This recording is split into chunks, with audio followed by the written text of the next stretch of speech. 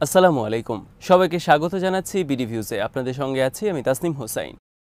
ভারতের প্রধানমন্ত্রী নরেন্দ্র মোদী তৃতীয় মেয়াদে ক্ষমতায় এসে বিদেশ সফর শুরু করেন মস্কো সফরের মাধ্যমে। মোদীর এই মস্কো সফরকে ভালোভাবে নেয়নি ওয়াশিংটন এবং কিয়েভ। তবে ওয়াশিংটন কিভাবে নিল তার কোনো তোয়াক্কা করছে না নয়াদিল্লি। অনেক বিশ্লেষকের মতে মস্কো সফরে মোদী পুতিনের সাথে কোলাকুলি করে বাজি ধরেছেন নভেম্বরের নির্বাচনে ট্রাম্পের ক্ষমতায় আসার বিষয়ে। ট্রাম্প ক্ষমতায় এলে মোদি ট্রাম্প পুতিন নতুন এক সম্পর্ক তৈরি হবে বলে মনে করছেন তারা। বিশ্লেষকদের মতে মোদি ধরে নিয়েছেন বাইডেন আর ক্ষমতায় আসছেন না, ফলে ওয়াশিংটনকে পাত্তা না দিয়ে পুতিনের সাথে স্বাচ্ছন্দ্যে বুক মিলিয়েছেন তিনি। বিস্তারিত থাকছে মেহেদী হাসানের প্রতিবেদনে।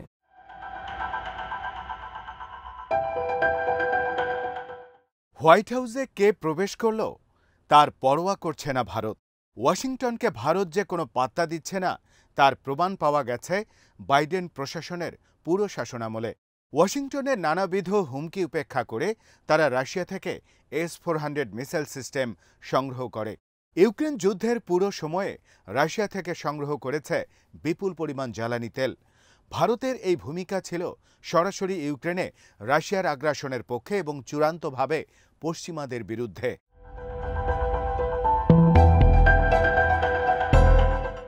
ভারতের এই ভূমিকার কারণে রাশিয়ার অর্থনীতি বড় ধরনের পতনের হাত থেকে রক্ষা পেয়েছে।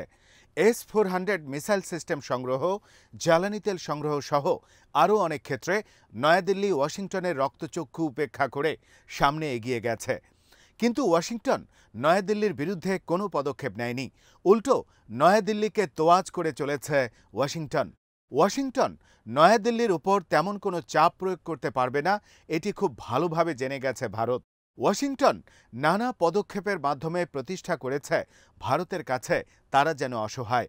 ভারতের বিরুদ্ধে তাদের কিছুই করার নেই, বরং ভারতকে বিভিন্ন ক্ষেত্রে তাদের এখন সমীহ করে চলতে হবে।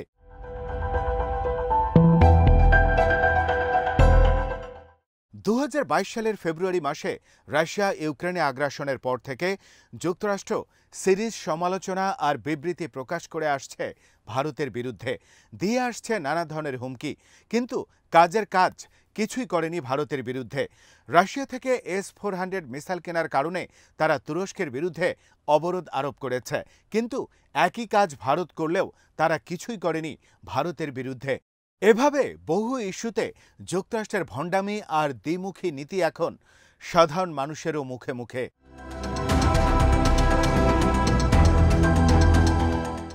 যুক্তরাষ্ট্রের জাতীয় নিরাপত্তা উপদেষ্টা জ্যাক সুলিভান বলেছেন, মস্কোর সাথে নয়াদিল্লির গভীর সম্পর্ক ভারতের জন্য একটি খারাপ বাজি।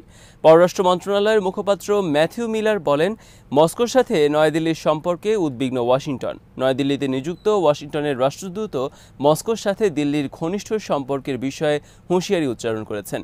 এভাবে ভারতের বিরুদ্ধে যুক্তরাষ্ট্রের বিভিন্ন বিভাগ থেকে বারবার হুমকি দিয়ে অনেক বিবৃতি প্রকাশ করেছে ইউক্রেন যুদ্ধ শুরুর পর থেকে। বাইডেনের মেয়াদ শেষ হতে চলেছে, কিন্তু তারা এখনও ভারতের জন্য খারাপ কিছু করতে পারেনি, বরং তারা ভারতের কাছে নিজেদেরকে সমর্পণ করেছে বিভিন্ন ইস্যুতে।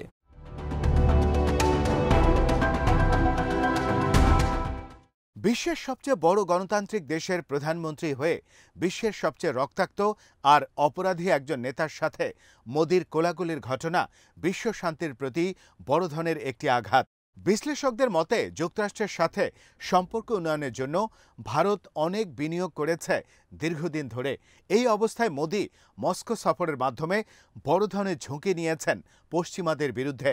নয়াদিল্লি মনে করে আগামী নির্বাচনে ট্রাম্প ক্ষমতায় আসবে এবং মস্কোর প্রতি ওয়াশিংটনের অবস্থান নমনীয় হবে।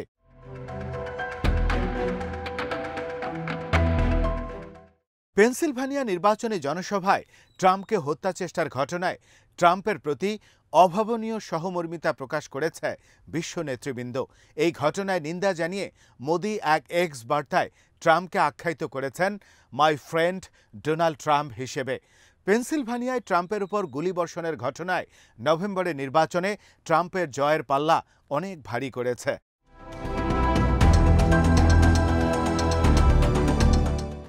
ভারতের কর্মকর্তারা মুখিয়ে আছেন ট্রাম্পের বিজয়ের জন্য। এর প্রথম কারণ, মস্কোর সাথে সম্পর্ক নিয়ে নয়াদিল্লির ওপর ওয়াশিংটনের চাপ অনেক কমে আসবে বলে বিশ্বাস করে ভারতের নীতি নির্ধারকরা। ট্রাম্প প্রশাসনের সময় ওয়াশিংটনের শত্রুতার কেন্দ্র ছিল রাশিয়ার পরিবর্তে চীন। অপরদিকে ভারতেরও প্রধান শত্রু চীন। এই অবস্থায় চীনকে ট্রাম্প প্রশাসন প্রধান শত্রুতে পরিণত করায় সুবিধাজনক অবস্থানে চলে আসে ভারত।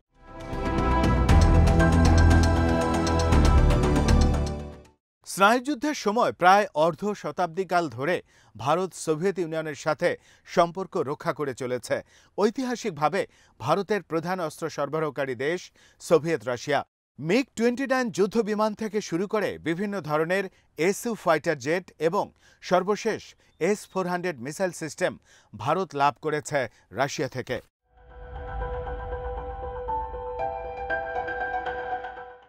মাঝখানে যুক্তরাষ্ট্র, ইসরায়েল, ফ্রান্স সহ বিভিন্ন দেশ থেকেও অস্ত্র ক্রয় করে পশ্চিমাদের সাথে সম্পর্ক উন্নয়নের চেষ্টা করে ভারত। যুক্তরাষ্ট্রের সাথে গুরুত্বপূর্ণ প্রতিরক্ষা সহযোগিতা চুক্তি করে দেশটি। যুক্তরাষ্ট্রের সাথে সম্পর্ক উন্নয়নের চেষ্টার অংশ হিসেবে ভারত নিবিড় সম্পর্ক গড়ে তোলে যুক্তরাষ্ট্রের পালিত রাষ্ট্র ইসরায়েলের সাথে।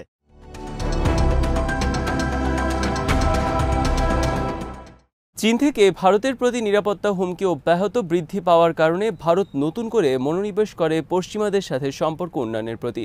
এর অংশ হিসেবে পশ্চিমা বিভিন্ন দেশ থেকে অস্ত্র কেনা শুরু করে তারা। এই অবস্থা যখন এগিয়ে চলছে পুরোদমে, তখন শুরু হয় ইউক্রেন যুদ্ধ।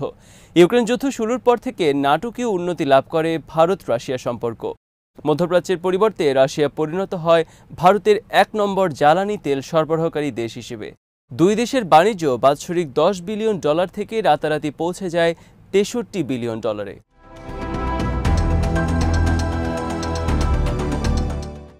যুক্তরাষ্ট্র সহ পশ্চিমাদের অবরোধ আর হুমকি উপেক্ষা করে রাশিয়া থেকে জ্বালানি তেল সংগ্রহ করায় ভারতের সাথে ওয়াশিংটনের সম্পর্কে বড় ধরনের টানাপোড়েন চলতে থাকে দীর্ঘদিন ধরে।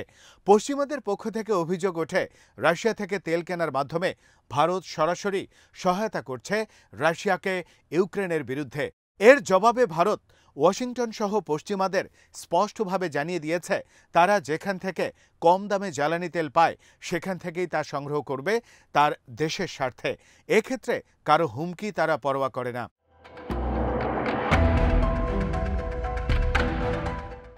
ওয়াশিংটনে ৯ জুলাই ন্যাটোর শীর্ষ সম্মেলন শুরু হওয়ার ঠিক একদিন আগে মস্কোর মাটিতে পা রাখেন মোদি।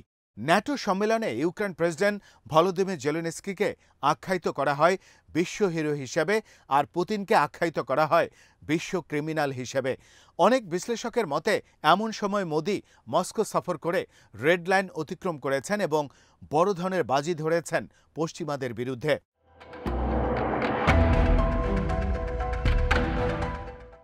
এর আগে ভারত রেড লাইন অতিক্রম করে যুক্তরাষ্ট্রের শিখ নেতা পান্ডুনকে হত্যা চেষ্টার মাধ্যমে।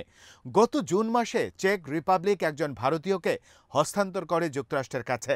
যুক্তরাষ্ট্রের আইনজীবীদের অভিযোগ, সে কয়েকজন হিটম্যান ভাড়া করে পান্নুকে হত্যার জন্য।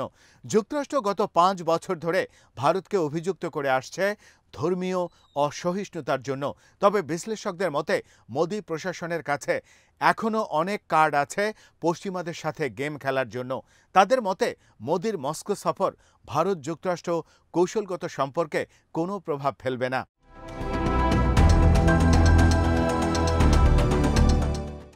যুক্তরাষ্ট্রকে সন্তুষ্ট করতে মস্কো সফরের আগে মোদি বর্জন করেছেন রাশিয়া ও চীনের নেতৃত্বে সাংহাই কোঅপারেশন অর্গানাইজেশন সম্মেলন।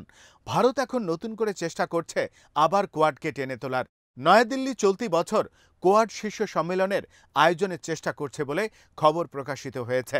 চীনের বিরুদ্ধে কোয়াডের অপর 3 দেশ হল যুক্তরাষ্ট্র, অস্ট্রেলিয়া এবং জাপান।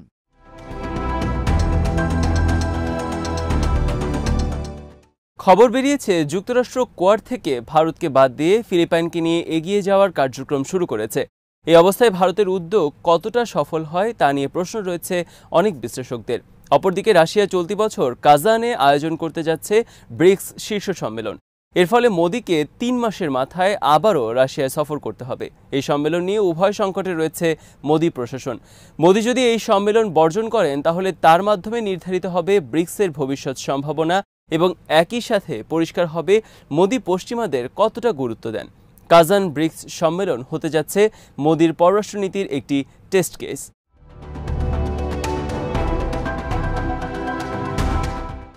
গত বছর দক্ষিণ আফ্রিকায় অনুষ্ঠিত ব্রিক্স সম্মেলনে ভারত বিরোধিতা করেছে ব্রিক্স সম্প্রসারণের। এমনকি সৌদি আরবের মতো দেশের সদস্যপদ লাভের বিরুদ্ধে অবস্থান নিয়েছিল ভারত। অপরদিকে চীন এবং রাশিয়া ছিল ব্রিক্স সম্প্রসারণের পক্ষে। ভারতের আশঙ্কা, ব্রিক্স সম্প্রসারিত হলে সেখানে নয়াদিল্লির প্রভাব খর্ব হবে, চীন ও রাশিয়ার প্রভাব বৃদ্ধি পাবে। ফলে ব্রিক্সের সম্ভাবনার ক্ষেত্রে প্রশ্ন রয়েছে ভারতকে ঘিরে।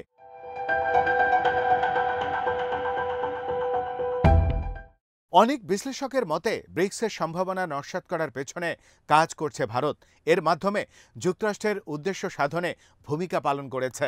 ভারত এবং যুক্তরাষ্ট্র উভয়কে দরকার।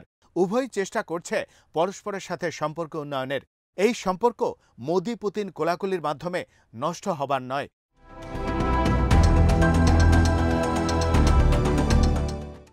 দক্ষিণ এশিয়ায় বাংলাদেশ ইস্যুতে ভারত প্রমাণ করেছে ওয়াশিংটন ছিল একটি জুজুর ভয়। বাংলাদেশ বিষয়ে ভারত শক্ত অবস্থান নিয়ে প্রমাণ করেছে ওয়াশিংটন এই অঞ্চলে অকার্যকর এক শক্তি। ওয়াশিংটনের চাপের কাছে নতি স্বীকার করে ভারত যদি বাংলাদেশকে তার গ্রাস থেকে ছেড়ে দিত, তাহলে এখানে ওয়াশিংটনের জয় হতো এবং ভারতের পরাজয় ঘটত। কিন্তু ভারত ওয়াশিংটনের চাপ উপেক্ষা করে বাংলাদেশকে হাতের মুঠোয় রাখার ক্ষেত্রে শক্ত বাজি ধরেছিল, কারণ ভারত জানত ওয়াশিংটনের এসব হুমকির কোনো মূল্য নেই।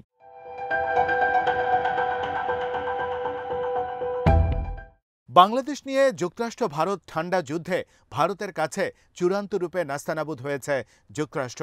ওয়াশিংটন চেয়েছিল শুধু চাপ সৃষ্টি করে কাজ আদায় করতে।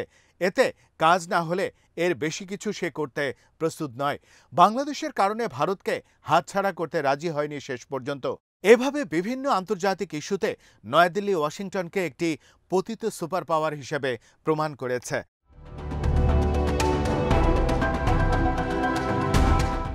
আজ এখানেই শেষ করছি। সবাই ভালো থাকুন, সুস্থ থাকুন, দেখতে থাকুন বিডি ভিউজ। চ্যানেলটি ভালো লাগলে সাবস্ক্রাইব করুন, সংযুক্ত থাকুন আমাদের ফেসবুক পেজে। আল্লাহ হাফেজ।